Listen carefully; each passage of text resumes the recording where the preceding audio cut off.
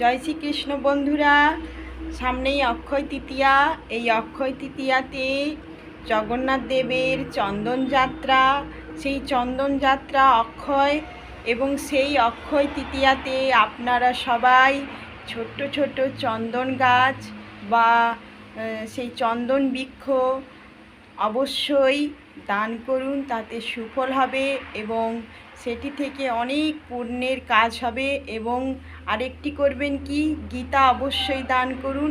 গীতা দান করলে গীতার মহৎ দান।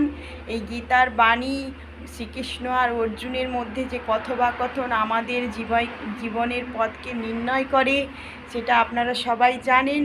তবে গীতা দান করুন। গীতা দান করলে মহৎ উদ্দেশ্য, মহৎ দান, এবং সেটি অবশ্যই অক্ষয় থাকবে। আমাকে অবশ্যই সাবস্ক্রাইব করবেন, কমেন্ট, লাইক অবশ্যই করবেন। জয়